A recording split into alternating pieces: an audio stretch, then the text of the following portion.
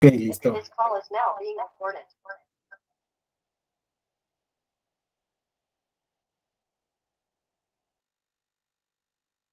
Listo, pues ahora sí empezamos. Pues muy buenas tardes, compañeras y compañeros de este diplomado en Derecho Procesal Electoral.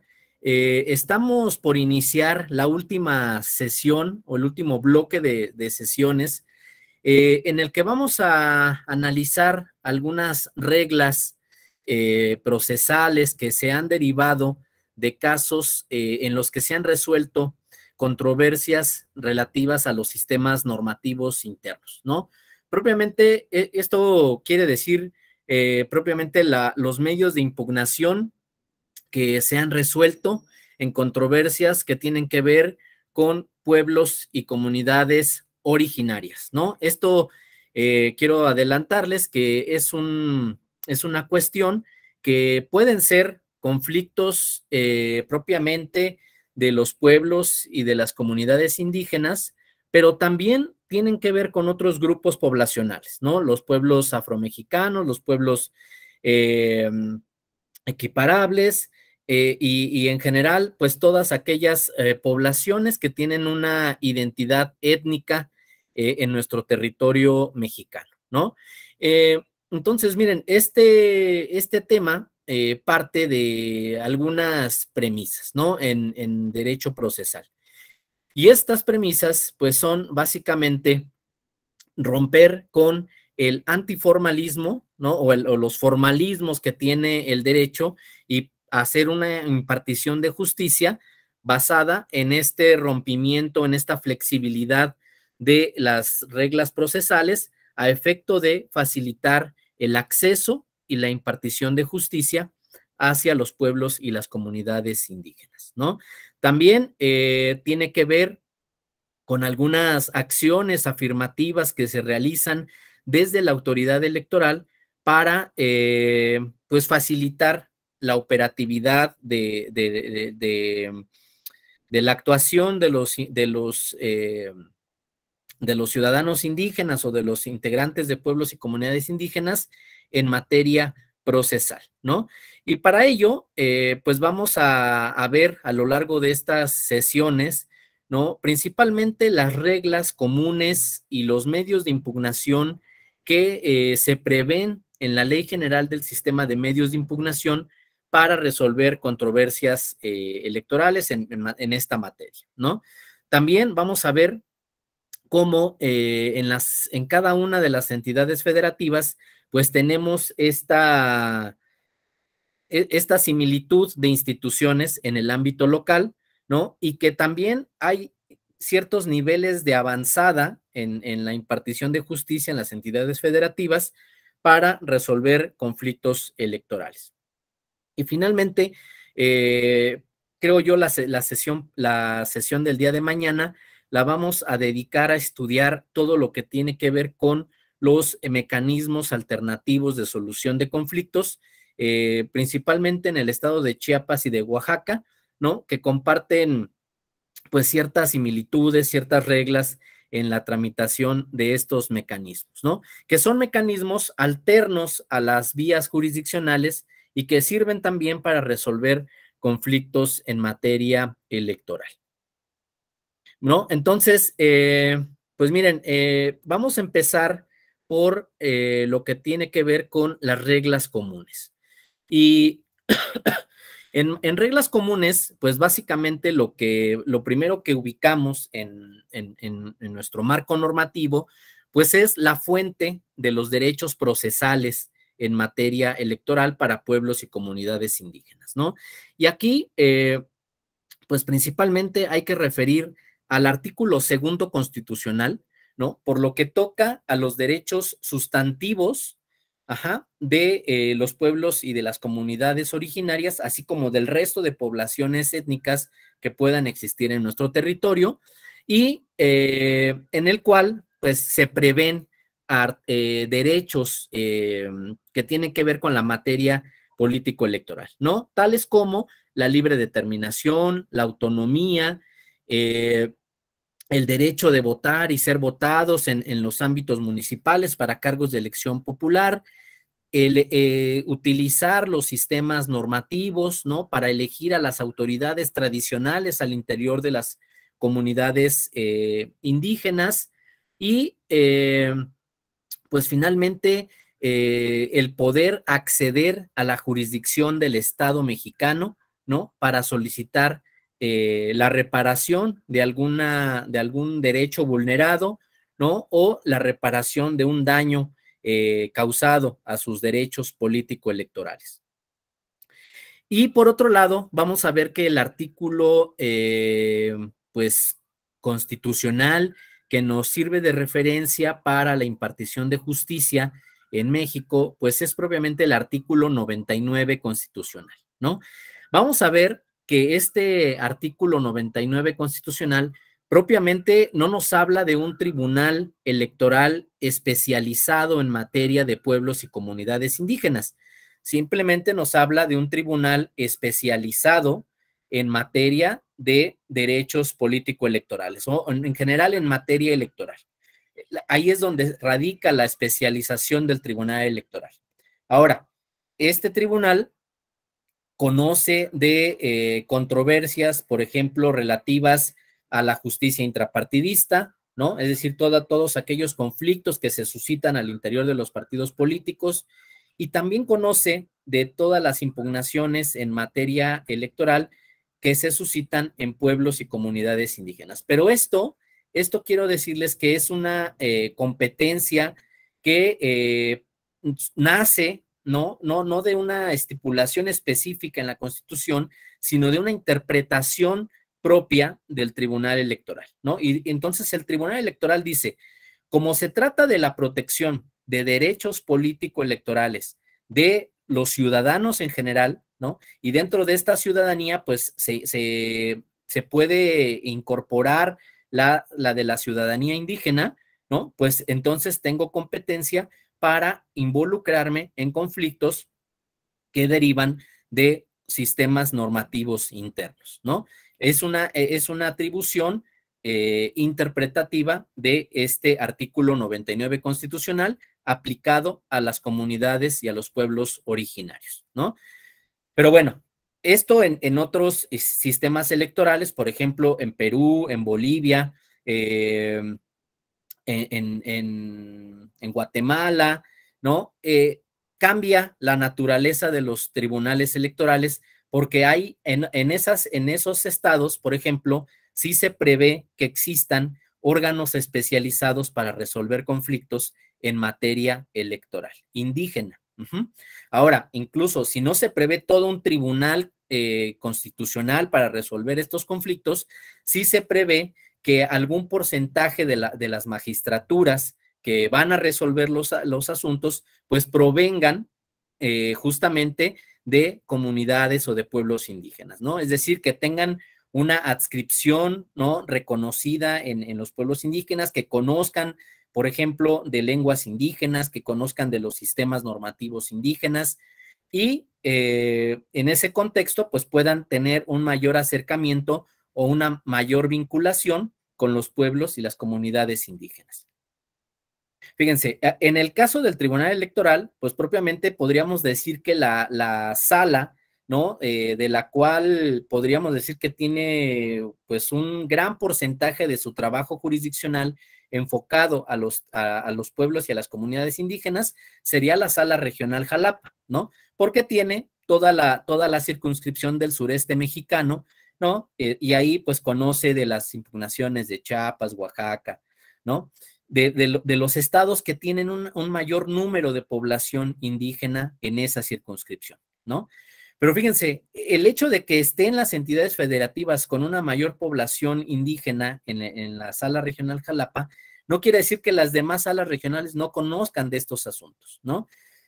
Podría decirles que una de las salas regionales que más asuntos indígenas también conoce, ¿no? Por ejemplo, es la Sala Regional Ciudad de México, ¿no? Y ahí, pues vamos a ver que conoce de las impugnaciones que se presentan en relación a los barrios originarios en la Ciudad de México, que conoce de los casos de poblaciones indígenas en Guerrero, ha sido pionera, por ejemplo, en asuntos que tienen que ver con el tema de los derechos y de los pueblos y de las comunidades afromexicanas, ¿no? Ha sido pionera en esta materia la Sala Regional Ciudad de México. Pero, por ejemplo, la Sala Guadalajara, ¿no? Que tiene muy pocas entidades federativas con población indígena mayoritaria, ¿no? Vamos a ver que es una de las salas que también ha sido pionera, por ejemplo, en resolver conflictos que han surgido de pueblos y pueblos indígenas, por ejemplo, binacionales, ¿no? De estas entidades federativas que comparten que tienen la frontera con los Estados Unidos, ¿no? Y en el que algunas comunidades indígenas, por ejemplo, están asentadas en parte en el territorio mexicano y alguna otra parte en los Estados Unidos de Norteamérica. Y ahí la Sala Regional Guadalajara, pues ha tenido estos asuntos que resolver, ¿no? Y no se diga la Sala Toluca, la Sala Monterrey, ¿no? Que han sido, pues también pioneras en, por ejemplo, la traducción de las normas, de los textos legales, ¿no? A lenguas indígenas, principalmente la Sala Toluca, ¿no? En traducir la Constitución, la ley electoral, justamente para divulgarlas en diferentes lenguas indígenas al interior de las comunidades indígenas. Entonces, vean cómo el Tribunal Electoral, pues aunque no tiene una especialidad como en cuanto a la institución, en cuanto a ser un tribunal indígena, ¿no? Pues sí tiene una competencia interpretada, ¿no? Para resolver los conflictos de sistemas normativos internos. No se diga la sala superior, ¿no? Que es la que conoce en una última instancia de todas las sentencias que resuelven las salas regionales o, en su caso, de forma directa, en una única y última instancia, pues derechos político-electorales, dependiendo del proceso electoral de que se trate. Entonces, ahí tenemos el artículo 2º constitucional y el artículo 99 de la Constitución, ¿no? Ahora, otro artículo que también se involucra en esta materia es el artículo constitucional donde se prevé la existencia de un sistema general de medios de impugnación en materia electoral, ¿no? Y aquí vamos a ver que propiamente también en esta ley federal, ¿no? No se prevén medios de impugnación específicos para que puedan ser promovidos por integrantes de pueblos y comunidades indígenas o por representantes de estas comunidades, ¿no? Lo que hay son medios de impugnación, digámoslo así, genéricos, ¿no? Para toda la ciudadanía, independientemente del grupo poblacional al que pertenezcan, y que sirven para proteger los derechos político-electorales en todas las etapas del proceso electoral federal, intermedio, ¿no? Incluso también fuera de los procesos electorales. Esto a nivel federal, ¿no? Por ejemplo, una diferencia que tenemos en esta materia procesal es el caso de Oaxaca. En el caso de Oaxaca, vamos a ver que existen medios de impugnación específicos para los sistemas normativos internos, ¿no? En el caso de la ley local procesal de Oaxaca, por ejemplo, tenemos específicamente el juicio electoral de los sistemas normativos internos, que se cataloga con las siglas JNI, ¿no? Este medio de impugnación, por ejemplo, dice, nos sirve para garantizar la legalidad de los actos y resoluciones electorales y la salvaguarda de las normas, principios, instituciones y procedimientos y prácticas electorales de los pueblos y de las comunidades indígenas, ¿no? Otro medio de impugnación de naturaleza propiamente indígena o que tiene que ver con estas poblaciones es, por ejemplo, el juicio para la protección de los derechos político-electorales del ciudadano en el régimen de los sistemas normativos internos. Así se denominan estos medios de impugnación en el estado de Oaxaca ¿no? Y en particular este último, pues sirve para objetar las presuntas violaciones a los derechos de votar y ser votado en las elecciones en los municipios y comunidades que se rigen bajo sistemas normativos internos, ¿no? Es decir, en el estado de Oaxaca, a diferencia del sistema federal, sí tienen medios de impugnación específicos que pueden presentar propiamente las comunidades indígenas, ¿no? Y tienen otros medios de impugnación que los pueden presentar cualquier ciudadano que no pertenezca a estas comunidades. Y ustedes me dirán, ¿y qué tiene de irrelevante esto? ¿No? O sea, ¿en qué impacta el que haya medios de impugnación de naturaleza indígena o que no existan los medios de impugnación indígena? Pues miren, la verdad es que procesalmente, ¿no? Cuando se presenta un medio de impugnación de naturaleza indígena, pues existen reglas específicas, ¿no? De que es justamente lo que vamos a ver el día de hoy, ¿no? Para poder presentar los medios de impugnación, ¿no? Ahora, cuando no hay medios de impugnación de naturaleza propiamente indígena, lo que tenemos que, pues, contemplar, ¿no? Es justamente todos estos criterios que emiten el Tribunal Electoral del Poder Judicial de la Federación al resolver los medios de impugnación, ¿no? Y justamente aquí es donde la función interpretativa del Tribunal Electoral en estos medios de impugnación, pues empiezan a surgir las flexibilizaciones, los antiformalismos, ¿no? Las suplencias del Tribunal Electoral, ¿no? Respecto de la presentación de los escritos iniciales de demanda, respecto de la flexibilización de los plazos, la flexibilización, por ejemplo, para acreditar la legitimidad de una persona para presentar un medio de impugnación. Se flexibiliza también, por ejemplo, los requisitos para presentar un medio de impugnación, ¿no? Que tiene acotado cierto campo de acción, ¿no? Y entonces vamos a ver cómo el Tribunal Electoral le empieza a dar un mayor alcance a los medios de impugnación para proteger a los pueblos y a las comunidades indígenas, ¿no? También, por ejemplo, en materia probatoria, vamos a ver cómo hay ciertas pruebas, ¿no? Que sirven propiamente para los casos de pueblos y comunidades indígenas o que se flexibilizan también los formalismos para aceptar, para valorar una prueba en estos medios de impugnación, ¿no?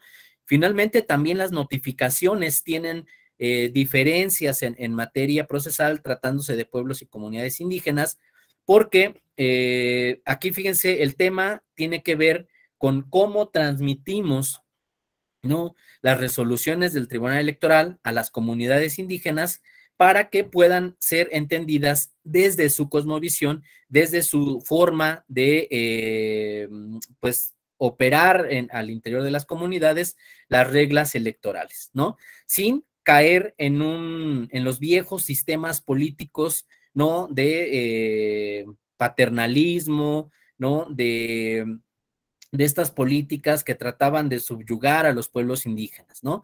¿Cómo le hacemos para poner una sentencia que, por ejemplo, cambie un sistema normativo interno sin ser un tribunal, ¿no? Que aplaste los usos y costumbres de una comunidad? O mediante qué mecanismos transmitimos, aparte de la sentencia escrita que tenemos en la Ley General del Sistema de Medios de Impugnación, para que la comunidad pues, pueda tener un conocimiento pleno de lo que se resolvió y de lo que debe de hacer la comunidad en los siguientes espacios, ¿no? Todo eso, ¿no? Es justamente lo que a falta de una ley, ¿no? Electoral específica para la materia procesal tratándose de pueblos y comunidades indígenas, pues vamos a ver que el tema, pues ha sido a través de estas reglas específicas que podemos encontrar en la jurisprudencia y en las sentencias del Tribunal Electoral, ¿no? Y entonces, bueno, ahora vamos a empezar a ver un poco ya, pues algunas reglas comunes que hay en la Ley General del Sistema de Medios de Impugnación y las diferencias que van teniendo con los pueblos y las comunidades indígenas cuando se presentan controversias en este ámbito, ¿no? El primero de ellos es que el sistema de medios de impugnación en materia electoral a nivel federal, pues plantea, ¿no?, que todos los actos y resoluciones de las autoridades electorales se sujeten invariablemente a los principios de legalidad, constitucionalidad, convencionalidad y definitividad, ¿no? Es decir, que se apeguen a todo este bloque normativo que opera o que al cual está obligado todas las autoridades electorales en nuestro país, ¿no? Los tratados internacionales, la Convención Americana de Derechos Humanos, la Constitución Política de los Estados Unidos Mexicanos, las leyes generales de instituciones y procedimientos electorales, la ley General de Partidos Políticos, ¿no? Pero aquí hay algo también muy importante, y es que tratándose de pueblos y comunidades indígenas, las autoridades electorales, aparte de respetar todas las disposiciones normativas, ¿no?, también deben de partir del respeto de los sistemas normativos internos, ¿no? Es decir, de todas aquellas instituciones, de todas aquellas reglas mediante las cuales se rige la vida cultural, la vida política, la vida social, la vida económica al interior de una comunidad o de un pueblo indígena, ¿no? Vamos a ver en este momento que justamente los sistemas normativos internos se equiparan por una jurisprudencia del Tribunal Electoral a una ley electoral, ¿no? Esto quiere decir que han sido emitidas por una institución, ¿no?, que tiene la representatividad de la comunidad para poder aprobar normas que rijan la vida interna de las comunidades. También nos dice que son sistemas obligatorios para todas las personas que se rigen por estos sistemas normativos internos, ¿no?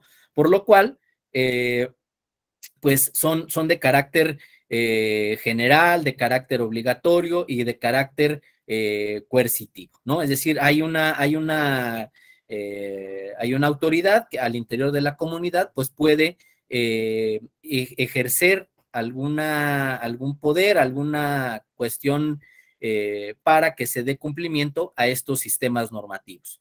¿Qué pasa si no se resuelven los conflictos al interior de las comunidades? Pues entonces operan ya en ese momento los órganos jurisdiccionales del Estado mexicano, ¿no? Otra cosa que tiene que ver con esta idea de que los sistemas normativos internos deben ser contemplados dentro de estas normas electorales, pues es que al ser equiparables a una ley electoral, ¿no?, los órganos jurisdiccionales pueden inaplicar sistemas normativos internos si resultan contrarios a la Constitución o a la Convención Interamericana de Derechos Humanos, ¿no? Es decir, si hay alguna norma que, por ejemplo, excluya de la participación política a un subgrupo indígena, como pueden ser las mujeres indígenas, los ancianos indígenas, los jóvenes indígenas, se puede inaplicar este sistema normativo por violentar los derechos fundamentales de estas personas, ¿no? Ahora, pues justamente el dilema en estos asuntos jurisdiccionales que resuelven controversias de pueblos y comunidades indígenas tienen justamente esta problemática, que tienen que armonizar, por una parte, los sistemas normativos internos, ¿no?, con las reglas electorales que están estipuladas para las personas no indígenas. Es decir, estas reglas que operan en el sistema de partidos políticos. Y ese es un trabajo bastante complejo, ¿no? Porque parecería, ¿no?, que los sistemas de partidos políticos con los sistemas normativos internos, pues guardan un choque antagónico, histórico, ¿no? En decir, o operan estas reglas o operan otras distintas, ¿no?, para un mismo proceso electoral. Y esto por ejemplo, lo podemos ver en todas las entidades federativas de la República, ¿no? Porque todas las constituciones y las leyes electorales en las entidades federativas parten del principio de que las comunidades indígenas tienen que elegir, ¿no? Si se rigen por el sistema de partidos políticos o se rigen por los sistemas normativos internos, ¿no? Pero fíjense, esta posibilidad de elección solo la tienen al ámbito municipal, es decir, para las elecciones que tienen que ver con la integración de ayuntamientos o representantes de las comunidades en el ámbito municipal, ¿no? Para el caso de las elecciones del Congreso Federal o de los congresos locales y en general de los poderes ejecutivos, tanto de las entidades federativas como de la federación, ahí los pueblos indígenas no tienen esta opción, ¿no? Ahí la opción para poder participar en los procesos electorales, pues es el sistema de partidos políticos o candidaturas independientes.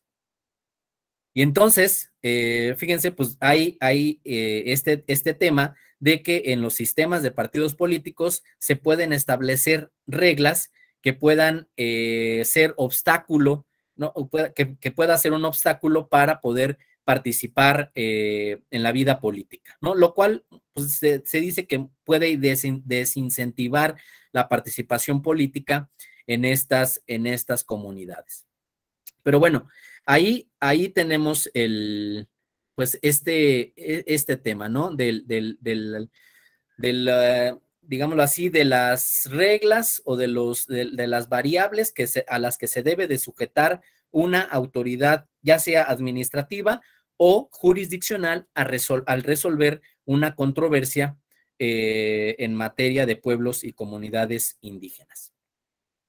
Ahora, en temas de interpretación, ¿no? Nos dice la Ley General del Sistema de Medios de Impugnación que el impartidor de justicia debe de aplicar en un primer momento una interpretación gramatical, es decir, tomar la base del texto de la ley, ¿no? Para empezar a analizar el problema que se presente ante su jurisdicción, ¿no?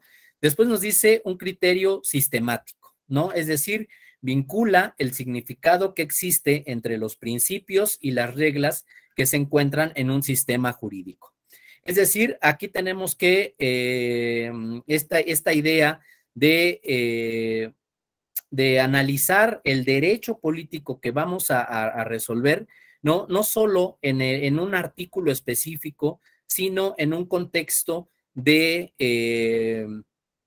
un contexto sistemático en el que se vea digámoslo así, la parametría entre las reglas en los sistemas normativos, en las leyes locales, en las leyes nacionales, en las leyes interamericanas y en las leyes internacionales, ¿no? Ahora, también nos dice la ley, debes de aplicar un criterio de interpretación funcional, ¿no? Es decir, que atienda a los fines de la norma, ¿no? Que atienda a hacer funcional los derechos político-electorales de los pueblos y de las comunidades indígenas en el sistema social mexicano, en el sistema general, ¿no? Y fíjense, a partir de 2011 nos dice la Ley General del Sistema de Medios de Impugnación que se debe de aplicar un criterio de interpretación que parta de los derechos humanos, ¿no? Este criterio lo que nos dice en esta materia es que siempre se debe de resolver favoreciendo en todo tiempo a las personas con la protección más amplia. Y fíjense, aquí me voy a permitir hacerles un comentario respecto de los pueblos y las comunidades indígenas y poner algunos ejemplos. Fíjense, tratándose de pueblos y comunidades indígenas, dice el Tribunal Electoral que estos asuntos que se puedan resolver en sede jurisdiccional tienen que ser con un criterio de progresividad. ¿Qué quiere decir esto? Que siempre vayan en avanzada hacia lograr una protección más amplia hacia los pueblos y a las comunidades indígenas. ¿Y qué es lo que no quiere decir? Pues quiere decir que no se puede dar un retroceso a estos derechos ganados por las comunidades indígenas. El ejemplo más claro, ¿no? Es, por ejemplo, cuando una comunidad, por ejemplo, solicita por primera vez a las autoridades electorales que se les permita elegir a sus autoridades a través de sistemas normativos internos, ¿no? Entonces, la autoridad electoral implementa, por ejemplo, las consultas a las comunidades indígenas, verifica con especialistas que existan realmente los sistemas normativos internos, que estos tengan una historicidad anterior al periodo de conquista en nuestro país, ¿no? Que sí persistan las instituciones políticas que puedan ejecutar estos derechos político-electorales y autoriza, si es viable, el cambio de sistema y entonces empiezan a operar estos sistemas normativos internos, ¿no? Pero pasan los años, empiezan el crecimiento demográfico y entonces esa pequeña población indígena, que en un momento mayoritariamente o si no es que totalmente era de calidad indígena, ahora se ve rebasada por una población no indígena, ¿no? Ahora pues con estas colonias, ¿no? De multifamiliares que llegan un bastante número de personas a una población, por ejemplo, pues pueden llegar a ser la población mayoritaria, pues no indígena, ¿no? Entonces, se puede organizar la población mayoritaria y plantearle a la autoridad electoral que cambien el sistema normativo interno a el sistema de partidos políticos, porque la mayoría de la población ya no quiere ejercer sus derechos a través de estos sistemas normativos internos, ¿no? Lo que ha dicho el Tribunal Electoral es que respecto de los derechos político-electorales de las comunidades indígenas, no puede haber un retroceso, ¿no? En estos derechos, ¿no? Y más aún tratándose de solicitudes que provienen de personas que no son indígenas, ¿no? Ahora, esto no quiere decir que ya la comunidad no pueda cambiar de sistema normativo. Obviamente, si la decisión proviene de la comunidad indígena y son los representantes los que plantean esta posibilidad a la autoridad electoral, pues entonces vamos a ver que opera el cambio de sistema normativo interno, ¿no? De hecho, esa es la regla que opera en los pueblos y comunidades indígenas que han sufrido por alguna vez un cambio de sistema normativo, ¿no? Que establecen a la autoridad electoral la periodicidad de las elecciones y entonces, digámoslo así, un año antes de que se tengan que llevar a cabo los procesos electorales en las comunidades indígenas, se le consulta a la comunidad si van a seguir rigiéndose por sistemas normativos internos o quieren cambiar al sistema de partidos políticos, ¿no? Pero esta es una decisión de la comunidad indígena, ¿no?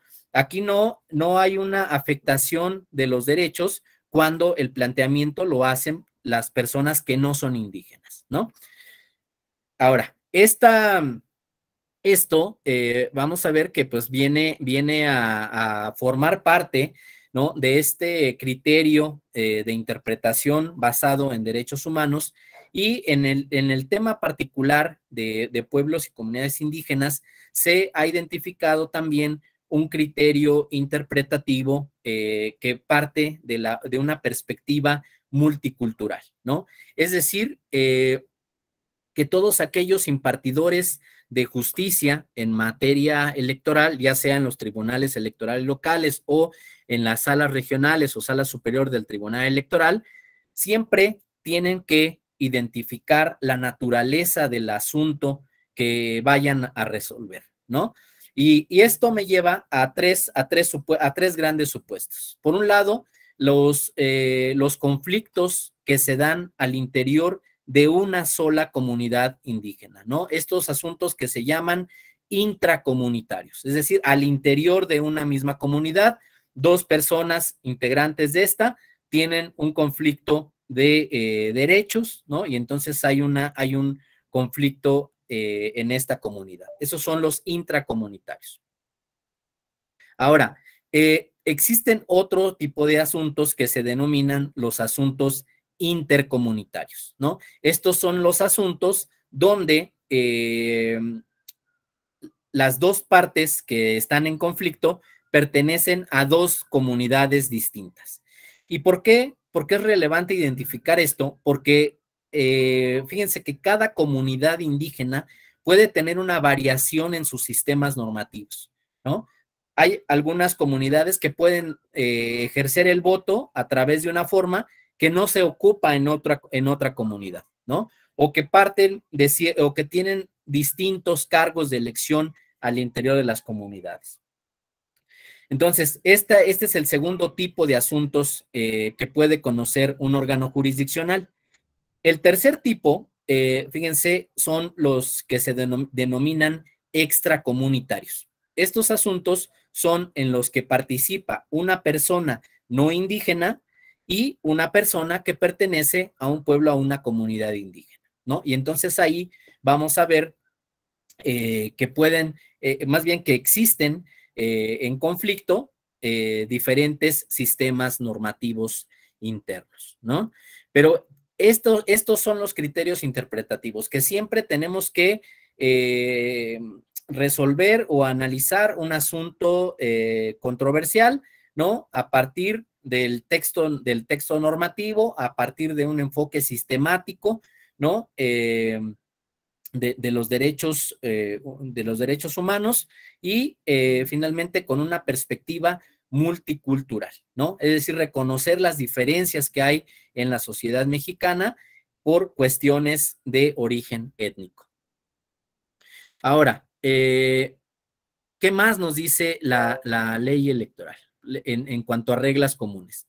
Nos dice que, digámoslo así, en materia procesal existen los plazos y los términos, ¿no? Y por lo que respecta a los plazos, nos dice es el periodo de tiempo a lo largo del cual, desde un momento inicial y hasta un momento final, se puede realizar válidamente un acto procesal es decir, un acto ante un órgano jurisdiccional, ¿no? Y aquí nos dice la ley general que hay plazos que se cuentan por días, ¿no? Y hay plazos que se cuentan de momento a momento, ¿no? Estos plazos que están señalados en horas, ¿no? Son lo que la ley, digámoslo así, quiere decir de momento a momento. Nos dice, si la ley electoral dice que son 4 días, estos son días naturales, ¿no? De las 0 horas a las 24 horas. Y empezamos a contarlos de forma completa los días, ¿no? De una vez que se tiene conocimiento del acto. Ahora, en el caso de los plazos de momento a momento, los que están establecidos en horas, ahí el cómputo empieza a operar desde el momento en el que se realiza la notificación y empezamos a contar las horas de del plazo, ¿no? Entonces, esto es muy importante, ya lo habrán visto en el diplomado, ¿no? Porque si nos dicen, tienes 24 horas, ¿no? A partir de que inició la sesión del diplomado, ¿no? Pues entonces nuestras 24 horas van a acabar el día de mañana a las 7 de la tarde, ¿no? Ahora, si nos dijeran, tienes un día, o sea, las mismas 24 horas, empezará a contar a partir de las 0 horas del día de mañana y concluirá hasta las 24 horas, ¿no? Entonces vean cómo de las 7 horas de las 7 p.m. a las 12 p.m., pues hay un par de horas que nos podrían servir para presentar nuestra actuación judicial ante el órgano jurisdiccional, ¿no? O si pensamos que nos dijeron un día, ¿no? O 24 horas y las empezamos a contar a partir del día de mañana, pues aunque nos presentemos a las 9 de la tarde, ¿no? Pues ya nuestro plazo habrá terminado y toda nuestra actuación pues no tendrá un buen fin, ¿no? No será válida para el medio de impugnación que estemos resolviendo. Pero fíjense, aquí vamos a ver que en materia de plazos es muy importante una jurisprudencia del Tribunal Electoral que dice que tratándose de pueblos y comunidades indígenas, todos los plazos en materia electoral se deben de contabilizar sin contar los días sábado y domingo ni días feriados, ¿no? Esto justamente para darle un mayor plazo a las comunidades indígenas para poder presentar sus actuaciones judiciales, ¿no? por qué flexibiliza el Tribunal Electoral estos cómputos en los plazos? ¿No? Principalmente por las zonas marginales en las que se desarrollan los pueblos y comunidades indígenas, las diferentes cuestiones geográficas en las que se encuentran los pueblos y comunidades indígenas, que muchas veces tienen que caminar, ¿no? Pues varias horas o incluso días, ¿no? Para poder llegar a una sede, a una ciudad donde están establecidos los tribunales electorales, ¿no?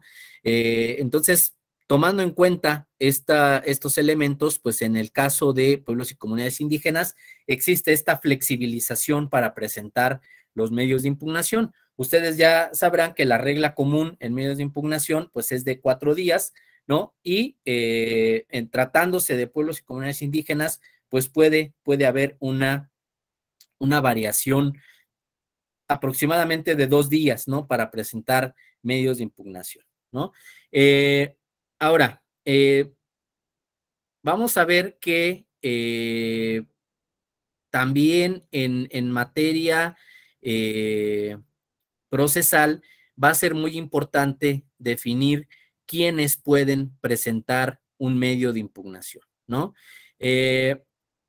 Fíjense, en el caso de los pueblos y de las comunidades indígenas, pues propiamente lo puede presentar la persona indígena, ¿no? Si se vulneró un derecho personal, ¿no? De votar o de ser votado, pero también, fíjense, se han presentado medios de impugnación a través de representantes legales, ¿no? Incluso se han presentado medios de impugnación a través de antropólogos, ¿no? Que han apoyado los movimientos políticos, los movimientos sociales de las comunidades indígenas y que tienen, pues digámoslo así, respaldado desde la propia comunidad, pues una legitimidad para representarlos, ¿no? Y entonces, pues ahí es donde esta legitimidad opera para los pueblos y comunidades indígenas para que sean las personas indígenas que se ven afectadas en su derecho de forma directa y personal, ¿no? O que presenten los medios de impugnación los representantes de las comunidades indígenas, es decir, alguna autoridad jurídica que esté en la comunidad, o incluso representantes de las comunidades indígenas, ¿no? Que pueden ser académicos, antropólogos, líderes políticos que estén, digámoslo así, asentados en una comunidad, ¿no? Y que sean respaldados por esto. Ahora, eh, estos medios de impugnación, ¿no? Pues vamos a ver que a nivel federal, pues tienen algunos medios de impugnación que podemos presentar o considerar que son los más idóneos para una controversia que tiene que ver sobre asuntos de pueblos y comunidades indígenas. Y este medio de impugnación, pues es el juicio para la protección de los derechos político-electorales de los ciudadanos, ¿no? El JDC. Y justamente a través de este medio de impugnación es que se ha tratado de proteger los derechos político-electorales de votar y de ser votado, así como el de afiliación y el de asociación, ¿no? En partidos, en comunidades indígenas. Fíjense, respecto del primer derecho, el derecho de votar, ¿no? Vamos a ver que en los diferentes sistemas normativos internos, pues hay una variación, ¿no? Respecto de la regla que tenemos en el sistema de partidos políticos. En el sistema de partidos políticos, pues pueden votar, ¿no? Todos los ciudadanos que tengan más de 18 años, que tramiten su credencial de elector, ¿no? Y que estén registrados ante la autoridad electoral administrativa. Entonces llega el día de la jornada electoral y entonces acudimos a la casilla más cercana a nuestro domicilio, presentamos nuestra identificación, ¿no? Y nos da nuestra boleta, nuestro marcador para ejercer nuestro derecho de votar y lo depositamos en una urna y esperamos los resultados, ¿no? es un derecho universal, ¿no? Es un derecho directo, es un derecho, eh, pues, que guarda el principio de igualdad, ¿no? De secrecía, ¿no? Y que está similar para todos los ciudadanos mexicanos. Ahora, en el caso de los pueblos y de las comunidades indígenas, vamos a ver que hay casos donde este derecho de votar no es del todo universal, ¿no?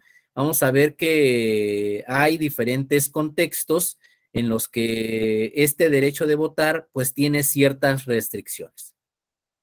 Por decir un ejemplo, ¿no? El derecho de la participación política de las mujeres indígenas. El derecho de las mujeres, por ejemplo, en algunas comunidades se limita, ¿no? A una situación de que si la mujer está casada, ¿no? O pueden votar, por ejemplo, solo si son viudas, ¿no? O pueden votar si tienen tierras comunales. Entonces, ahí está restringido un poquito el derecho de votar para las mujeres indígenas, ¿no?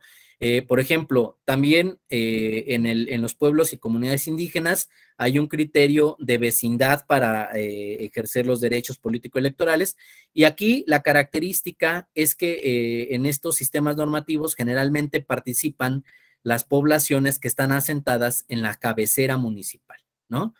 Las personas que viven en las agencias, en las rancherías, en poblaciones más pequeñas que fuera de las cabeceras municipales, generalmente pues no participan en la elección de los cargos tradicionales o en los cargos de representación de la comunidad, ¿no?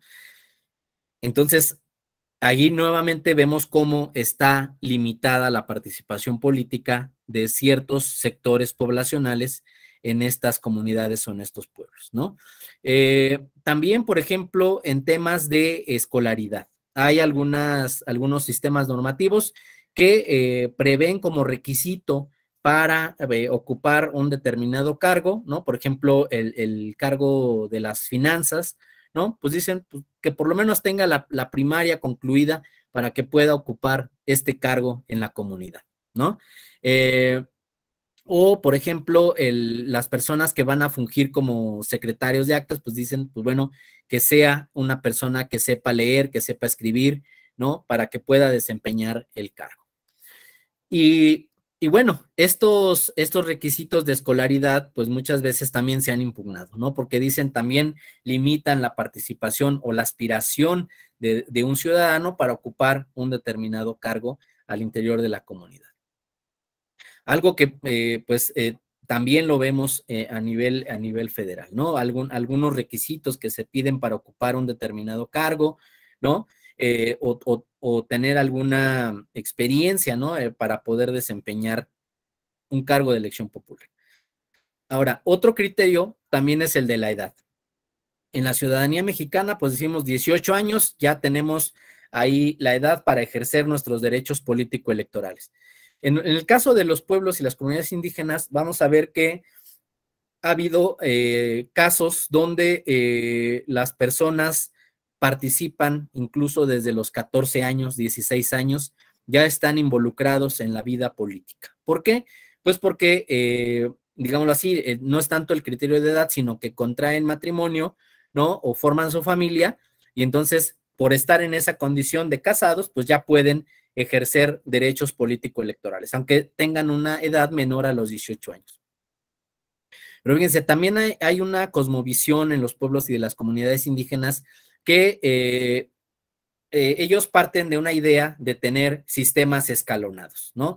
Es decir, sistemas de cargos en los que las poblaciones indígenas o las personas indígenas van subiendo poco a poco de responsabilidades en la vida política, en la vida pública de su comunidad, ¿no? De acuerdo a los diferentes cargos que van ocupando. Hay una idea, ¿no? De que una vez que una persona cumple con todo el sistema de cargos, ¿no? Todos estos escalones que pueden ir subiendo o cubriendo al interior de la comunidad, Una vez que llegan al último cargo, ¿no? Hay una liberación de las obligaciones políticas de esa persona, ¿no? Y entonces esa persona que ya cumplió con todos los cargos, ya no se le permite participar en el ejercicio del voto, ¿no? En la comunidad, ¿no? Porque ya hay un cumplimiento de su obligación política, ¿no? Pero bueno, han habido algunos asuntos donde dicen, oye, pues yo ya cumplí con el sistema de cargos, pero quiero seguir participando en la vida política de mi comunidad, ¿no? Entonces, ha habido algunas sentencias en las que se les permite, pues, reincorporarse a la vida política al interior de las comunidades indígenas, ¿no? Eh, Ahora, estos derechos de votar, fíjense, vamos a ver, déjenme ver unas diapositivas, ¿no? Que les quiero mostrar, que tienen que ver con el derecho de votar, ¿no? Eh, a ver, ustedes me dicen si ya ven la presentación, déjenme,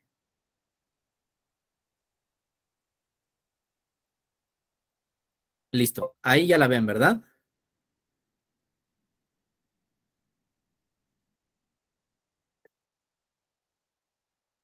Gracias, Pablo. Pues miren, aquí vamos a ver que algunas formas, ¿no? De cómo las personas indígenas ejercen el derecho de votar al interior de la comunidad, ¿no? Por ejemplo, tenemos las marcas que se realizan en un pizarrón, ¿no? Ahí en la imagen, pues pueden ver que está anotado el nombre de uno de los candidatos, ¿no? Y entonces pasan las personas y marcan con con un símbolo, con una raya, ¿no? La preferencia de a la persona que le van a dar su apoyo en esa asamblea comunitaria, ¿no?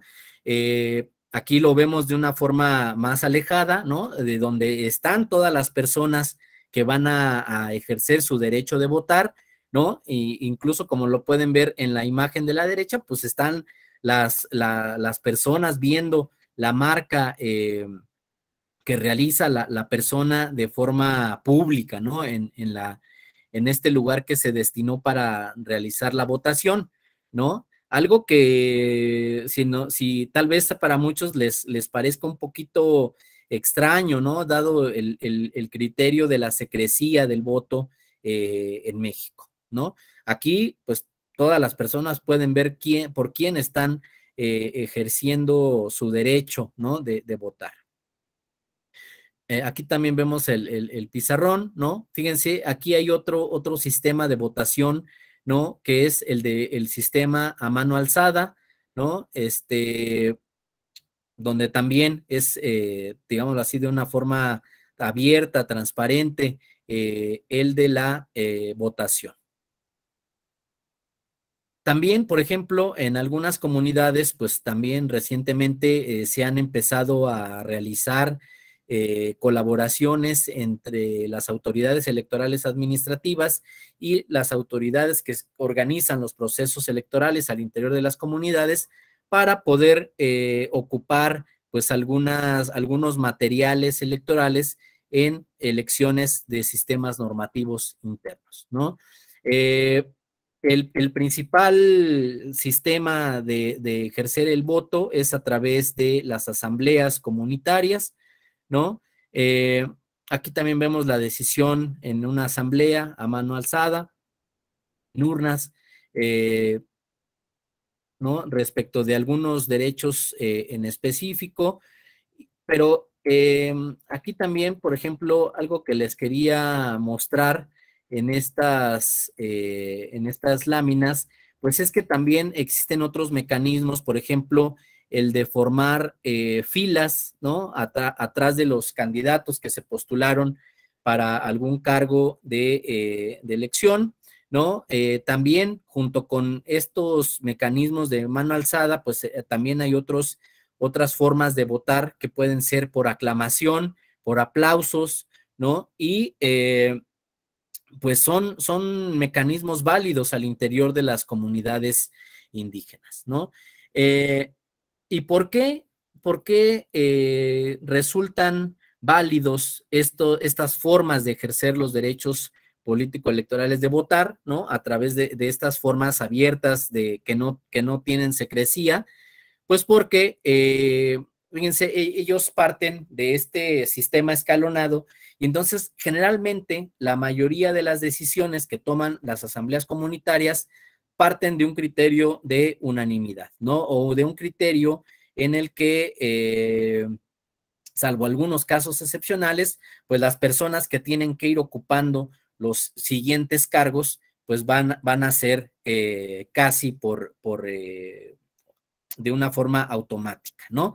Ya cumpliste con este cargo, entonces ahora te toca ocupar el siguiente cargo en la escala de los cargos. Ahora, esto por lo que respecta al derecho de votar, ¿no? Y esto lo hemos visto a través de asuntos que se resuelven en el JDC.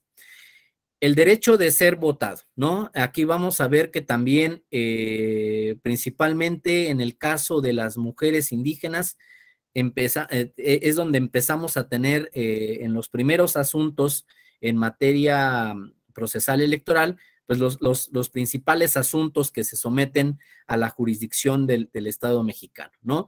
Porque, fíjense, pues hay algunos sistemas normativos identificados en catálogos de sistemas normativos internos donde no se permite votar a las mujeres, ¿no? Y entonces, fíjense, pues ha tenido que intervenir el Tribunal Electoral en estos sistemas normativos internos para, pues, hacer conciencia en las comunidades, ¿no? Respecto de que se está afectando un derecho humano, ¿no? De las mujeres para participar en la vida política.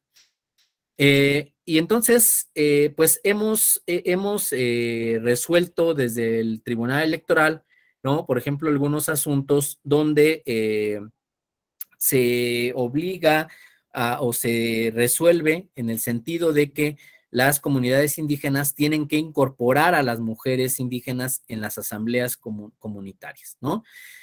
¿Qué ha pasado con estas sentencias? Pues han habido algunas circunstancias donde las comunidades indígenas las incorporan, ¿no? Por ejemplo, para la apertura de las asambleas comunitarias, hacen un pase de lista, y entonces dicen, pues ya participaron en las asambleas comunitarias 250 mujeres, ¿no? Y participaron 280 hombres. Entonces ya está ahí, digámoslo así, cumplida la sentencia, ¿no? De que en la asamblea comunitaria participaron las mujeres indígenas desde el inicio de la asamblea. Pero ¿qué pasa después? Después de que se hace el pase de lista. Las mujeres, en una forma colectiva, abandonan las asambleas comunitarias, ¿no? Y entonces los que se quedan a decidir, a postularse para los cargos, pues son los hombres, ¿no? Quienes van a seguir el desarrollo de la asamblea comunitaria. Entonces, nuevamente ahí tenemos que regresar al Tribunal Electoral y pues hacer inválidas estas elecciones, ¿no? Por haber, digámoslo así, utilizado de una forma fraudulenta la asistencia al inicio de las asambleas comunitarias y después se continúan las asambleas por parte de los varones, ¿no? Ahora, fíjense, justamente en los pueblos y las comunidades indígenas se ha presentado un tema que tiene que ver con la identidad de género. En Oaxaca hay, en el istmo del estado de Oaxaca, hay un grupo poblacional denominado los Muxes, ¿no? Los Muxes es una población que se ha identificado como un tercer género, ¿no? Un grupo poblacional que rompe eh, con esta idea binaria de hombres y mujeres, ¿no? Y pues han planteado pues la posibilidad de participar desde esta identidad propia, ¿no? En la vida política de las comunidades, ¿no?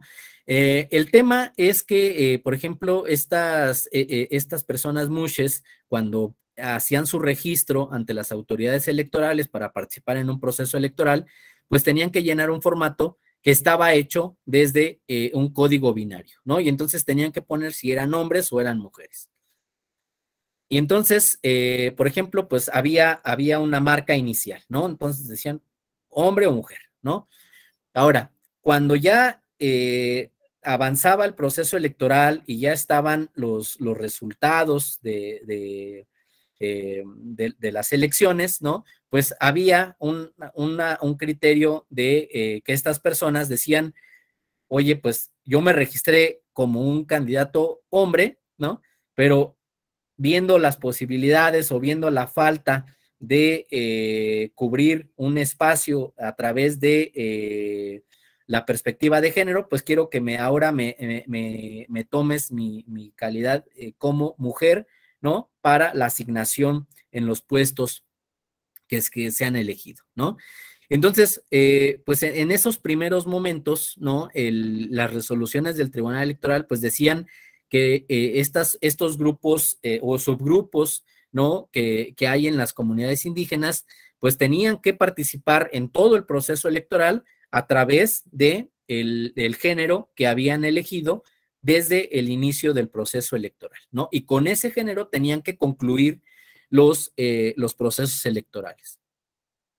En la actualidad, pues ya estas primeras sentencias, ¿no? Pues ya tienen un cambio, ¿no? Porque ahora, pues generalmente los formatos del Instituto Nacional Electoral, pues ya tiene el código binario y también la posibilidad de especificar otra identidad de género en los formatos, ¿no? Entonces ahora, fíjense, empezamos a ver cómo en un grupo poblacional, ¿no? Que en este caso podría ser el de los pueblos y de las comunidades indígenas, se van a ir,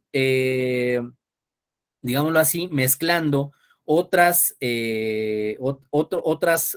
características de los subgrupos, ¿no? Que tienen que ver con la identidad de género, con la identidad migrante, con la identidad de personas privadas de la libertad, y de otros criterios, ¿no? Que hacen, que van complejizando el tema de impartición de justicia, porque ahora tenemos que, digámoslo así, tratar de atender a todos estos grupos vulnerables que pueden estar en una sola persona, ¿no? Pero bueno, vamos a seguir con la materia procesal. Ahora, en reglas comunes, ¿no? Se prevé que, por ejemplo, en la presentación de un medio de impugnación, se puedan presentar documentales públicas, documentales privadas, pruebas técnicas, pruebas presuncionales legales y humanas, pruebas de instrumental de actuaciones, la prueba confesional y testimonial y la prueba pericial, ¿no? Eh, y fíjense, este tema de las pruebas también ha sido flexibilizado en materia electoral, ¿no? Nos dice, por ejemplo, una tesis de jurisprudencia, la 38 diagonal 2012, dice que, por ejemplo, en los medios de impugnación promovidos por los integrantes de las comunidades indígenas, son aplicables las reglas comunes en materia probatoria, es decir, de todas estas pruebas que ya he mencionado, ¿no? Dice, pero siempre que se armonicen y respeten sus normas, procedimientos y prácticas tradicionales acorde con la Constitución, ¿no? Nos dice, por ello es necesario flexibilizar el cumplimiento de las formalidades ordinariamente exigidas para la admisión de las pruebas a fin de superar las desventajas procesales en que puedan encontrarse por sus circunstancias culturales, económicas o sociales. Fíjense, y aquí viene lo importante de la tesis. Dice, en este sentido, es suficiente con que el oferente mencione o anuncie las pruebas en el juicio para que la autoridad jurisdiccional admita las que estime necesarias para el caso concreto a partir del conocimiento de los hechos y la causa de pedir, sin perjuicio de que si por su naturaleza ameritan perfeccionarse, el juzgador implemente las acciones para ello, aparte de ordenar que se recaben de oficio las que resulten necesarias para resolver la cuestión, ¿no? Esto es algo bastante recurrente en litigios de pueblos y comunidades indígenas, ¿no?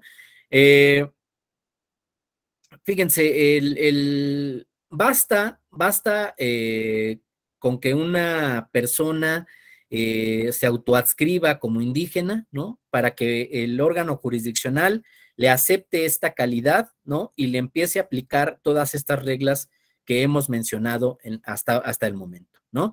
Es decir, que se flexibilicen los plazos, que se flexibilice la legitimidad para presentar medios de impugnación, ¿no? Que se apliquen criterios interpretativos en pro de las comunidades indígenas, ¿no? Pero, pues también vamos a ver que en materia probatoria, pues también hay cierta flexibilidad, ¿no? Porque basta que una comunidad, por ejemplo, le diga a la autoridad electoral administrativa que quieren cambiar de sistema normativo y que pues realice todos los actos necesarios para verificar que es voluntad de toda la comunidad querer este cambio, ¿no? Ahora, esto, por ejemplo, pues puede ser así de simple, ¿no? No tienen que presentar un peritaje antropológico, no tienen que presentar, pues digámoslo así, un estudio científico de cómo son los sistemas normativos internos, ¿no? Basta con hacer la solicitud, ¿no? ¿Qué tiene que hacer la autoridad electoral administrativa cuando llega esta solicitud? Pues, por ejemplo, lo primero que tiene que hacer es realizar una consulta in situ en el lugar de la comunidad, ¿no? Para verificar que efectivamente se cumplen ciertos requisitos. Uno, que sea una comunidad étnica, ¿no? Que sean pueblos originarios, pueblos afromexicanos, pueblos tribales, ¿no? O alguna otra comunidad equiparable. Dos, que existan instituciones, ¿no? Políticas que rijan la vida pública de la comunidad, ¿no? Y que existan sistemas normativos internos. Y aquí es donde, dada la naturaleza no escrita de los sistemas normativos internos, pues muchas veces la autoridad electoral administrativa tiene que allegarse de pruebas para verificar estos sistemas normativos internos, ¿no? ¿Y cuáles son los elementos que generalmente consulta la autoridad electoral? Principalmente estudios publicados, ¿no? En libros, en revistas especializadas en temas antropológicos, temas jurídicos, ¿no? Para verificar que existan sistemas normativos internos. Segundo, se puede allegar de estas pruebas periciales en materia de pueblos y comunidades indígenas, ¿no? Que generalmente pues son pruebas periciales antropológicas. ¿Por qué los antropólogos? ¿Por qué tenemos que acudir a esta especialidad, ¿no? Para poder verificar los sistemas normativos internos, pues porque son, digámoslo así, los especialistas que estudian a la comunidad, que estudian sus interacciones sociales, sus interacciones políticas y que tienen herramientas metodológicas para, en un dado caso, acudir a la comunidad y extraer esta información que tal vez no exista de forma escrita, en libros, en revistas, ¿no? O en otros materiales. Fíjense, pero puede ser también el caso que la autoridad administrativa se enfrente a una ausencia de especialistas que conozcan a la comunidad o que estudien la comunidad, ¿no? Puede haber especialistas, por ejemplo, que estudien al pueblo corita, pero una comunidad en específico, puede ser que ya los especialistas no lleguen a tanto para una comunidad en específico, ¿no? O que generalmente pues se enfocan a las comunidades más grandes, ¿no? Y si estamos en una comunidad pequeña, pues puede ser que los especialistas no sean tan comunes en materia electoral, ¿no? Entonces, fíjense, cuando no encuentra un especialista, un perito antropólogo en la autoridad electoral, tiene que allegarse de alguna información de otra forma, ¿no? Y entonces aquí es donde generalmente entra en función una figura que se llama los amigos de la corte. Los amigos de la corte, pues son, digámoslo así, personas que conocen o que han tenido una cercanía con la comunidad y que pueden dar un testimonio respecto de cómo operan los sistemas normativos internos sin este nivel de especialidad antropológica, ¿no? Pero que sirve como un testimonio orientador para el juzgador, ¿no?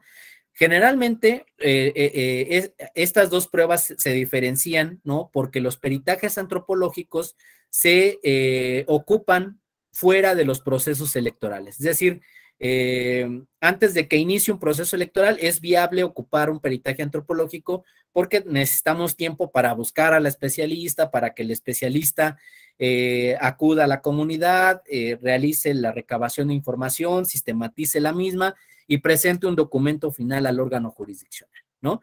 En el caso de los amigos de la corte, como es un testimonio, ¿no? Pues se realiza de una forma más dinámica, ¿no? Que sirve justamente para no dilatar tanto la impartición de justicia en materia de pueblos y comunidades indígenas, ¿no? Pero bueno, el tema es que en este tema, pues el Tribunal Electoral se allega de las autoridades que puede, ¿no? Y se allega, por ejemplo, de los ayuntamientos, ¿no? De las autoridades municipales, se allega, por ejemplo, de comisiones de derechos humanos, del Instituto Nacional de Pueblos Indígenas, de algunas dependencias estatales, ¿no? Que puedan, pues, dar algún documento que acredite que existen los sistemas de cargos. Y fíjense, un ejemplo fue litigado por una antropóloga que es la doctora Teresa Valdivia, ¿no? Que también tiene estudios jurídicos, ¿no? Y fíjense, el tema es que en este asunto que era la representante de la comunidad, pues la doctora quería o buscaba el reconocimiento de las autoridades tradicionales para que se les dotara de reconociera su personalidad jurídica y que después pudieran tener otros litigios en materia de medio ambiental, ¿no? El tema fue que se consultó a todas las autoridades estatales, a las autoridades federales que podían tener vínculo con esta comunidad en el norte del país y no había un registro, ¿no? Se consultó al ayuntamiento y el ayuntamiento dijo, yo en los archivos que tengo en el ayuntamiento, pues no hay un registro de estas autoridades que me están consultando, ¿no? Fíjense, y esta respuesta, ¿no? Cuando tuvo conocimiento la representante de la comunidad, lo transmitió a los integrantes de la comunidad y entonces un integrante dijo, oye, hace muchos años, ¿no? Sí se expidió una credencial, ¿no? Por la autoridad municipal, donde se le reconocía a una persona el cargo que estamos consultando, ¿no? Entonces, fíjense, lo que hicieron fue ir a un archivo comunitario, ¿no? Que tenía la comunidad y buscar, ¿no? En este archivo histórico, esta credencial que se había presentado. Y fue una credencial, pues ya dañada, ¿no?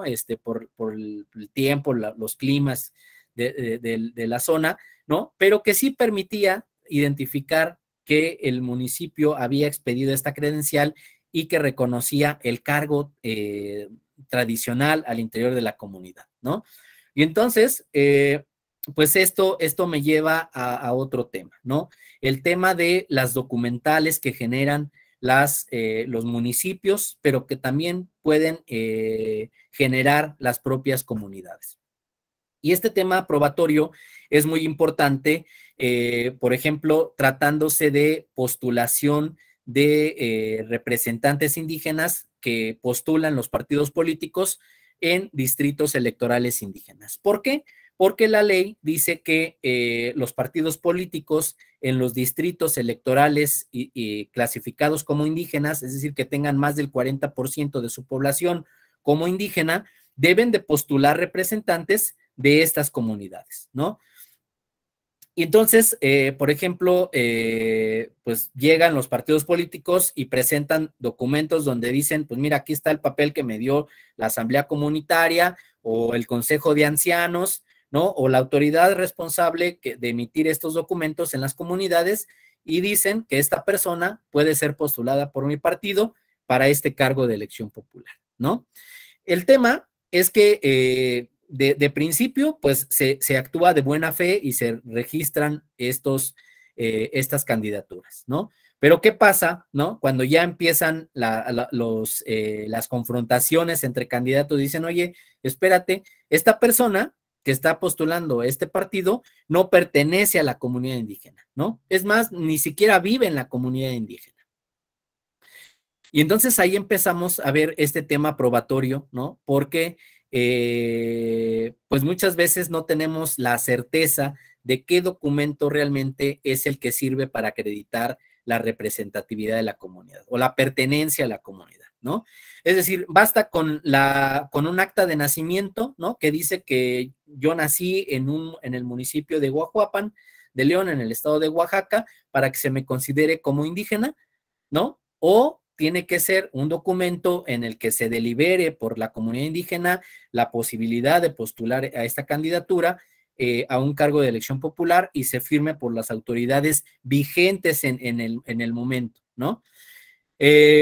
Porque este es otro tema, ¿no? Muchas veces dicen, oye, pues si es un documento válido, tiene los sellos de la comunidad, tiene las firmas de las personas que han sido autoridades elegidas en la comunidad, pero fíjate que el periodo para el cual fueron electos estas personas que están firmando este papel concluyó el año pasado, ¿no?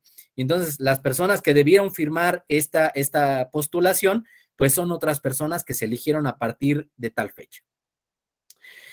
Esto, pues, nos lleva a un tema que ojalá con estos ejercicios de distritación, no, perdón, estos ejercicios de consulta pública que se realizaron recientemente en las entidades federativas, donde las autoridades electorales se acercaron a las comunidades, les consultaron justamente cuáles son estos medios probatorios que pueden presentar los partidos políticos para acreditar la representatividad, pues creo que servirán de mucho para definir todo un catálogo de documentos que puedan servir para acreditar esta representatividad, ¿no?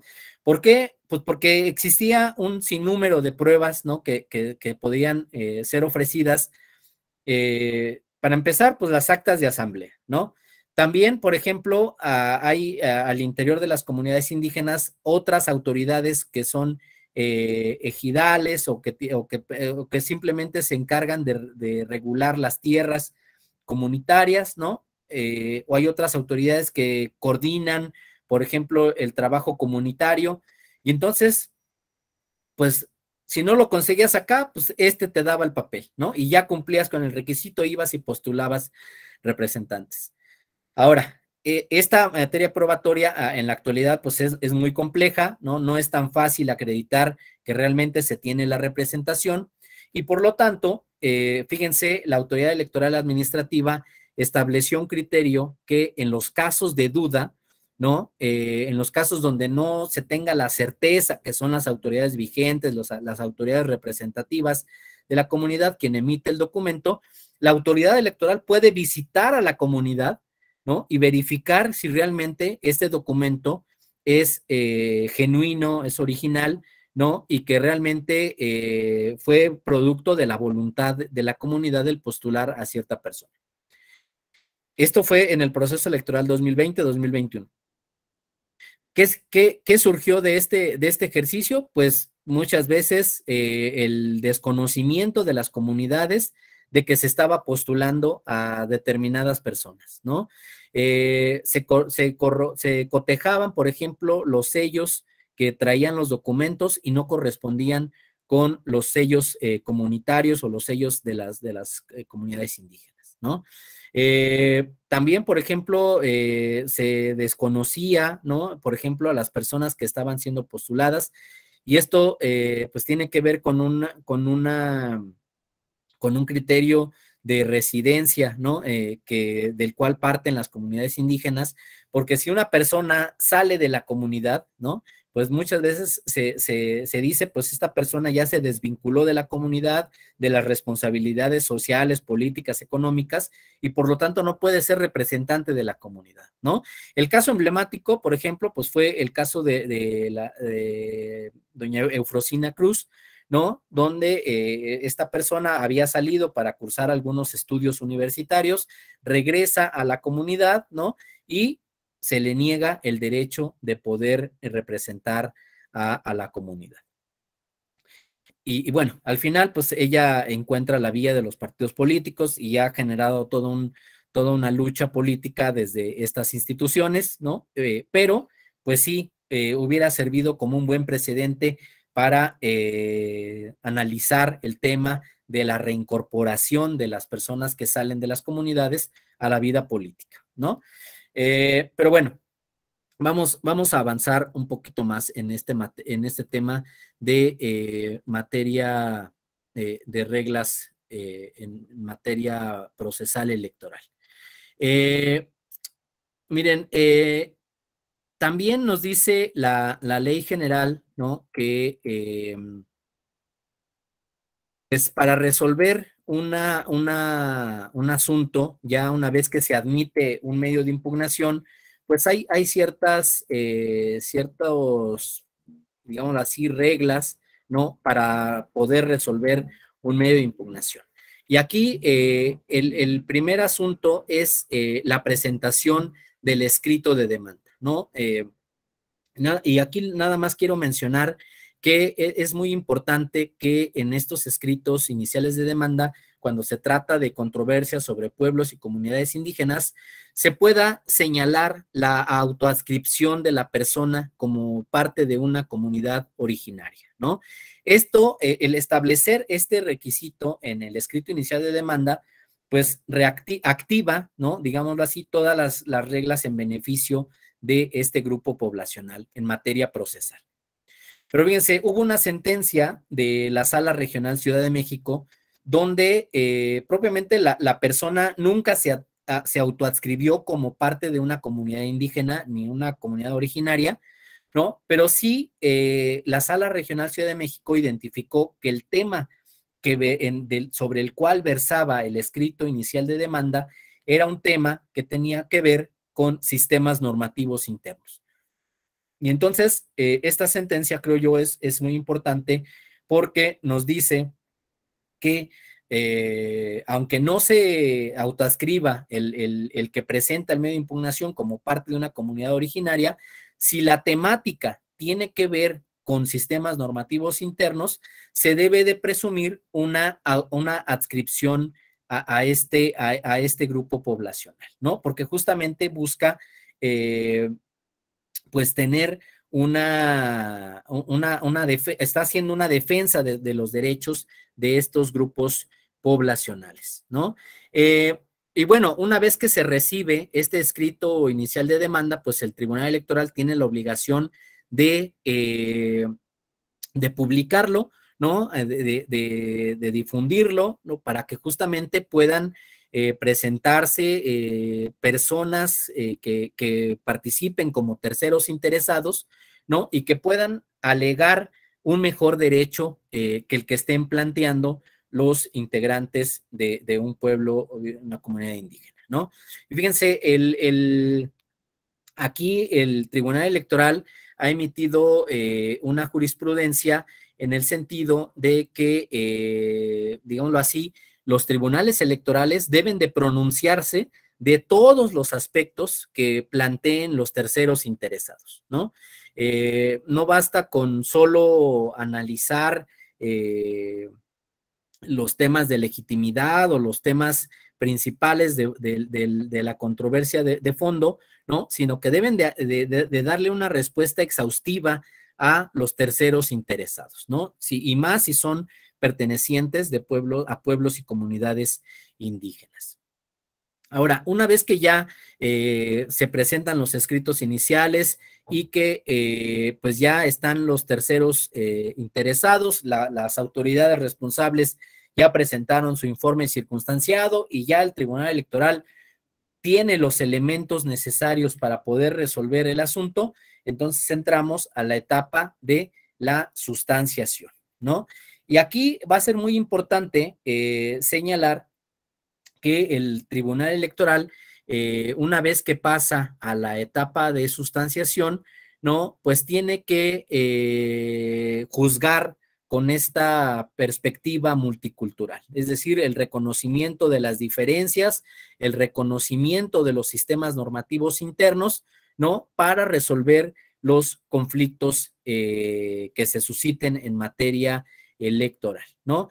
Para ello, pues va a elaborar un proyecto de resolución, ¿no? En el que generalmente, pues hay un pronunciamiento respecto de la constitucionalidad de la petición, ¿no? Una correlación que tiene esta petición con los tratados internacionales, las normas constitucionales y las normas locales que pudieran verse involucradas en el asunto, ¿no? Para finalmente, pues emitir una sentencia deliberativa, ¿no? Que se emite a través de una sesión pública y una votación por parte de los magistrados electorales, ¿no?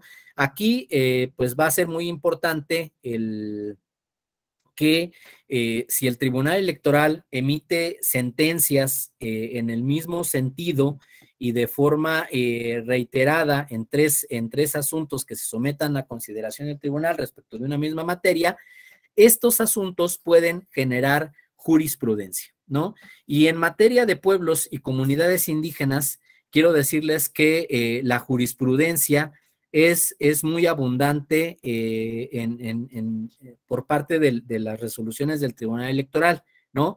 Hay alrededor de 80 jurisprudencias y tesis del Tribunal Electoral que se vinculan con los asuntos de pueblos y comunidades indígenas, ¿no? Donde justamente van a encontrar los criterios que ha emitido el Tribunal Electoral en materia probatoria, en materia de sustanciación, en materia de terceros interesados, en materia de escritos iniciales de demanda, ¿no? En la procedencia de determinados medios de impugnación, ¿no? Para resolver un asunto.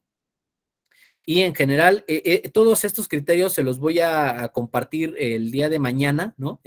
Para que ustedes tengan este catálogo de jurisprudencias que complementan el derecho escrito, ¿no? Y que complementan, pues, también a los sistemas normativos internos, ¿no? Para que los puedan tener a su disposición. Pero fíjense, después en materia procesal, vamos a ver que un tema importante es el de la notificación, ¿no?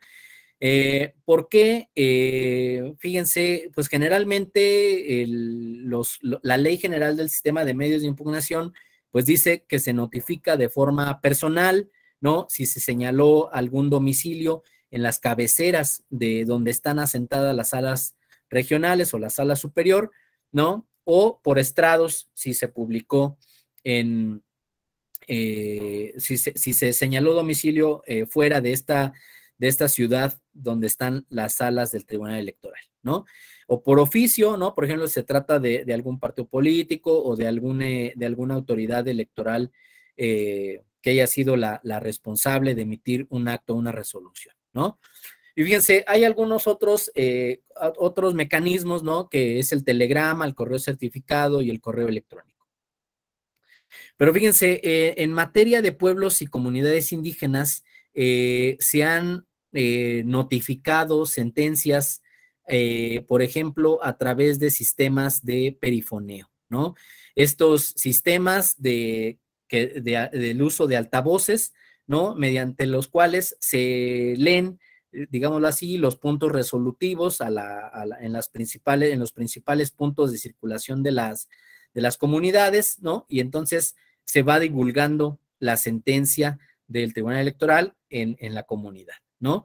Pero bien, muy importante en materia de pueblos y comunidades indígenas es la lengua, el lenguaje en el que se notifican las sentencias.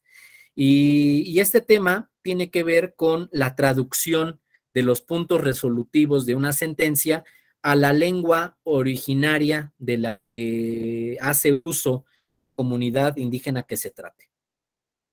Y fíjense, en este caso, el tribunal en algún momento un convenio con el Instituto Nacional de Lenguas Indígenas, el INALI, justamente para que nos apoyara en la traducción de los puntos resolutivos de una sentencia, ¿no? Por ejemplo, tribunales electorales locales que tienen todo un apartado específico para publicar sentencias electorales destinadas a pueblos indígenas, en las que se traduce toda la sentencia, ¿no? A la lengua indígena de la que se trate, ¿no? Entonces, vean cómo el tratar de comunicarnos desde las lenguas originarias, pues es un paso jurisdiccional para proteger o para maximizar los derechos de los pueblos y de las comunidades indígenas en materia procesal, ¿no? Fíjense, otro tema tiene que ver con el apoyo que brindan los órganos jurisdiccionales para acceder a la justicia por parte de pueblos y comunidades indígenas, ¿no? El caso emblemático en esta materia es la Defensoría Electoral, ¿no? Que forma parte de la estructura del Tribunal Electoral del Poder Judicial de la Federación, que es la Defensoría Pública Electoral para Pueblos y Comunidades Indígenas, que actualmente ha sufrido un cambio, ¿no? Pero que hasta antes del mes pasado, ¿no? Propiamente era una defensoría especializada en temas indígenas que asesoraban y acompañaban a los pueblos indígenas en la presentación de los medios de impugnación ante el Tribunal Electoral, ¿no? Y entonces, se les daba un apoyo en cuanto a establecer el marco normativo, en cuanto a establecer la litis sobre la cual iba a versar su escrito inicial de demanda, en cuanto a la selección de las pruebas que se iban a ofrecer en los diferentes medios de impugnación, ¿no? Y finalmente, pues todo un acompañamiento durante las etapas procesales que desarrolla el propio Tribunal Electoral, ¿no? La sustanciación, la resolución del medio de impugnación. Actualmente, si bien esta Defensoría Pública Electoral va a seguir defendiendo a los pueblos indígenas, vamos a ver que va a ampliar su campo de defensa para otros grupos vulnerables. Y entonces vamos a ver que la Defensoría pues se va a hacer cargo también de grupos que tienen alguna discapacidad, de personas migrantes, del pueblo afromexicano, de otros grupos vulnerables que también necesitan el apoyo de una Defensoría Pública Electoral. Esto para potencializar, pues justamente, el acceso a la justicia. Fíjense, otra herramienta que ha hecho el Tribunal Electoral en materia procesal es crear medios de impugnación, ¿no? Que no están establecidos en la Ley General del Sistema de Medios de Impugnación, pero que sirven, ¿no? Para garantizar el acceso a la justicia. Y ahí, pues vamos a ver, por ejemplo, los asuntos generales, los juicios electorales, que sirven para dar acceso a medios de impugnación que no están, para casos que no están previstos en la Ley General del Sistema de Medios de Impugnación, ¿no? Fíjense, tenemos una Ley General del Sistema de Medios de Impugnación que, pues básicamente desde 1996 no ha sufrido un cambio de fondo en materia de medios de impugnación, ¿no?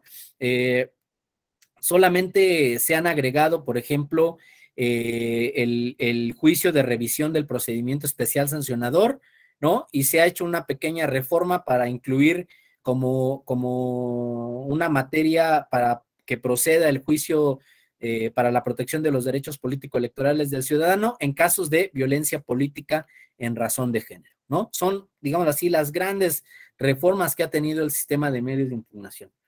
Pero bueno, el Estado mexicano no se puede detener en cuanto a los medios de impugnación que estén previstos en una ley y respecto de los asuntos que estén previstos por el legislador para que apliquen estos medios procesales, ¿no? Entonces, el Tribunal Electoral, desde su facultad, digámoslo así, reglamentaria, pues ha previsto la existencia de medios genéricos que permitan, pues, acceder a la justicia en materias no previstas. Esto creo yo es algo que pues nos pone en un lugar bastante competitivo en un contexto internacional, ¿no? Porque justamente decimos, pues el Tribunal Electoral es un órgano jurisdiccional que garantiza el acceso a la justicia, ¿no? Ahora, este sistema de medios de impugnación opera en un principio desde las entidades federativas a través de los tribunales electorales locales. Seguimos en una instancia regional con las salas regionales del Tribunal Electoral, ¿no? En las 5 circunscripciones que tenemos en nuestro territorio mexicano y finalmente la sala superior del Tribunal Electoral, ¿no? Y hasta ahí, digámoslo así, podemos tener una cadena impugnativa para poder analizar o poder impartir justicia a un pueblo, a una comunidad indígena o a una persona integrante de estas poblaciones, ¿no? En nuestro sistema jurídico electoral mexicano. Pero fíjense que después de este sistema o en otro contexto de otra jurisdicción, también vamos a ver que una vez que agotamos toda esta cadena impugnativa, es posible, ¿no? Que se presenten, pues digámoslo así, algunas garantías ante la jurisdicción interamericana, ¿no? Y entonces aquí activamos el sistema interamericano de derechos humanos para poder presentar, pues algún medio de impugnación, ¿no? Que permita que, por ejemplo, se subsanen una falla sistemática del Estado mexicano en la impartición de justicia de pueblos y comunidades indígenas, ¿no? Y aquí, pues, hay que destacar que la Corte Interamericana de Derechos Humanos ha sido una corte bastante proactiva en temas de pueblos y comunidades indígenas.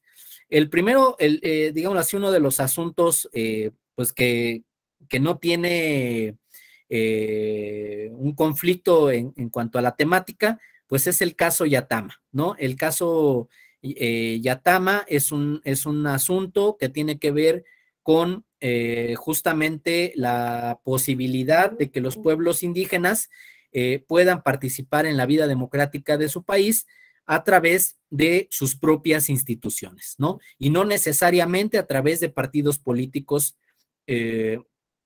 digamos así, nacionales, ¿no? En el caso Yatama, fíjense, se hizo una reforma a la ley electoral para que forzosamente fuera a través de los partidos políticos la vía para la cual se pudieran postular para los cargos de elección popular.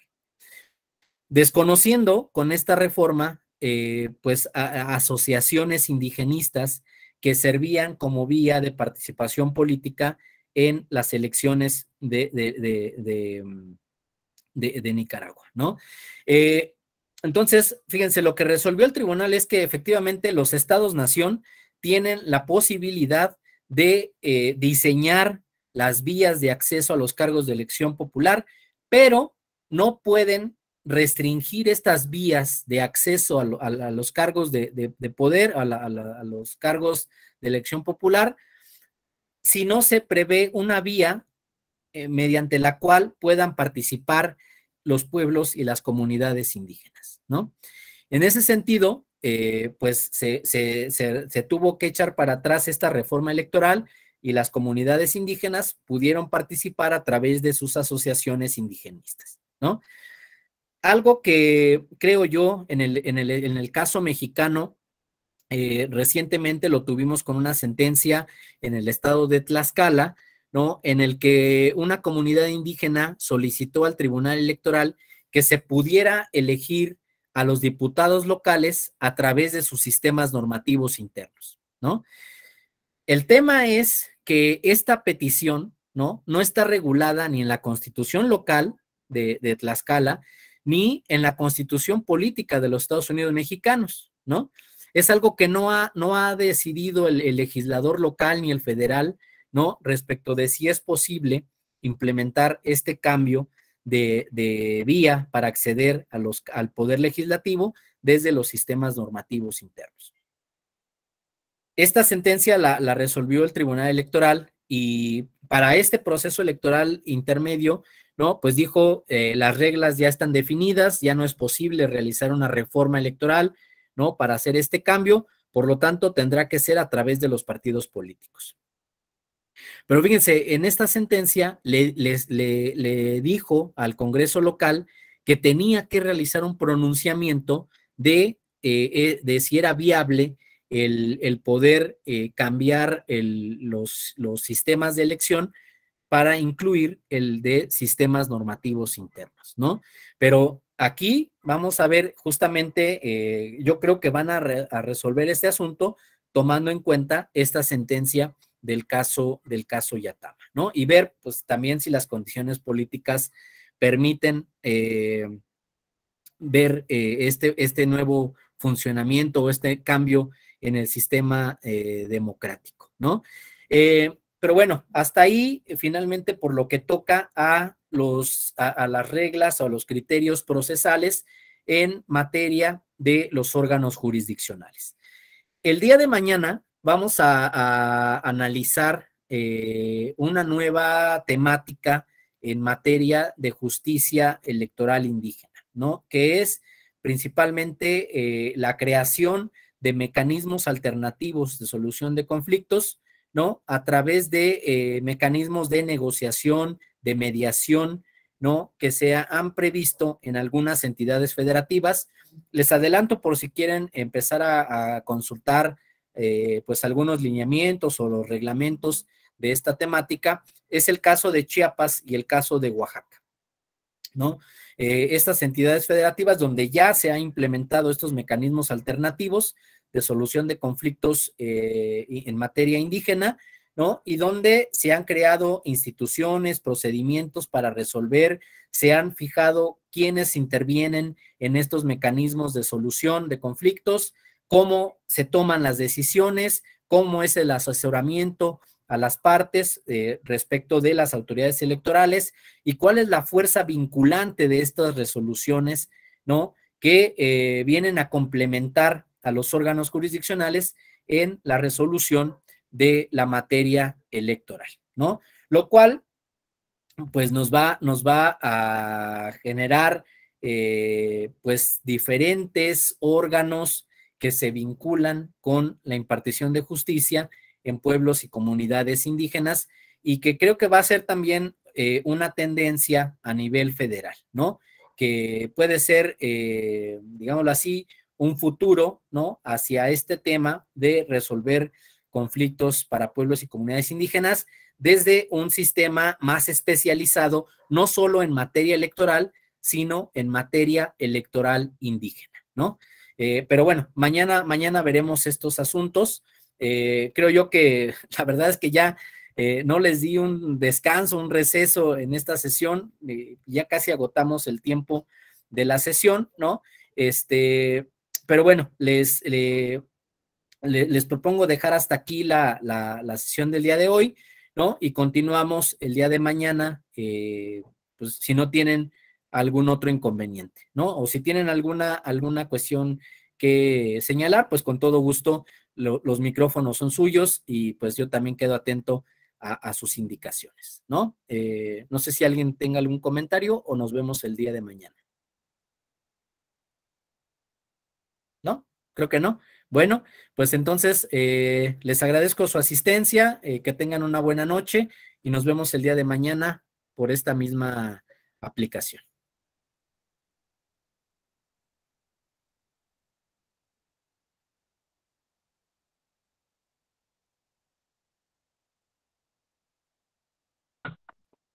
Excelente noche, maestro. Excelente noche a todos.